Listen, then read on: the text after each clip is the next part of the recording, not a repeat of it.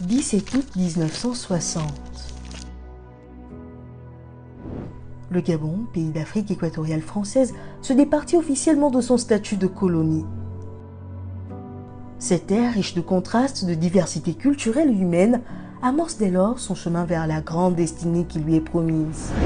En invoquant Dieu et à la face des hommes, par la délégation des pouvoirs que je tiens du peuple gabonais, et en vertu du droit de ce peuple à disposer de lui-même, je proclame solennellement l'indépendance de la République gabonaise.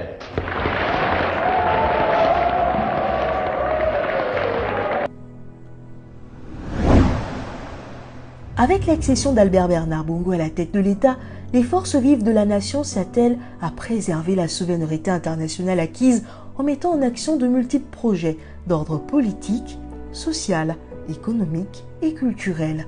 Tout ceci dans le but d'entamer le développement du Gabon. Le projet phare de cette période fondatrice de l'histoire du Gabon n'est autre que la Transgabonaise, une ligne ferroviaire reliant le port minéralier d'Ovando, en banlieue librevilloise, à Franceville, dans la province du Haut-Ogooué. Le ton est donné. Le boom pétrolier va permettre au Gabon d'ouvrir le champ des possibles. Écoles, routes, hôpitaux, la capitale Libreville se transforme et arbore une nouvelle physionomie. Après la chute du mur de Berlin en 1989, un vent de renouveau souffle sur de nombreux pays d'Afrique. C'est l'heure des conférences nationales souveraines et le Gabon n'en est pas épargné.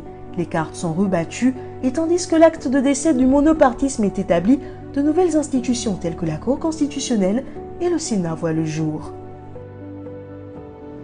La bataille pour un Gabon des possibles n'est pas qu'économique et politique.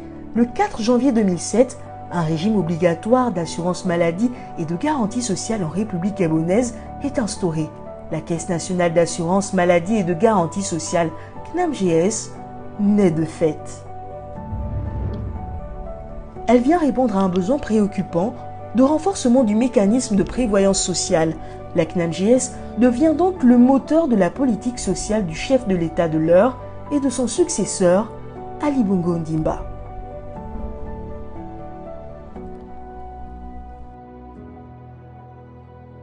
Trois ans après son accession à la magistrature suprême, le président de la République lança la première zone économique spéciale du Gabon, dans la localité d'Nkok.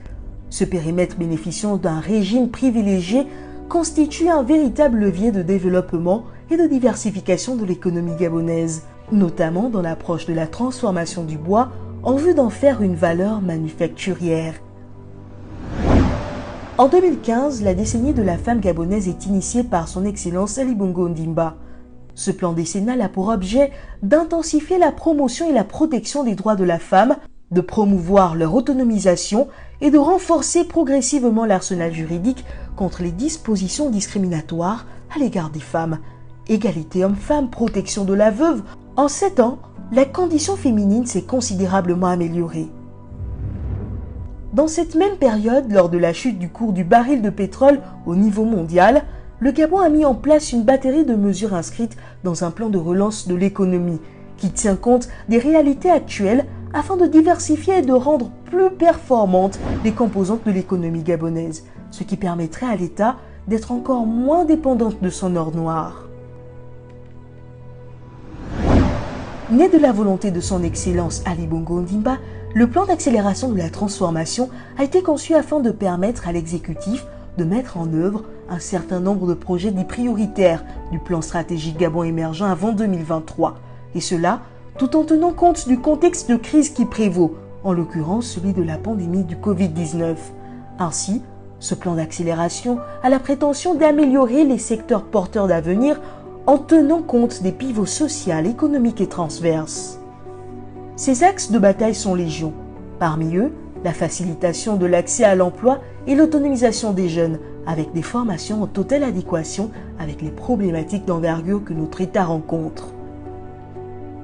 Le président de la République a fait des questions environnementales et climatiques des priorités.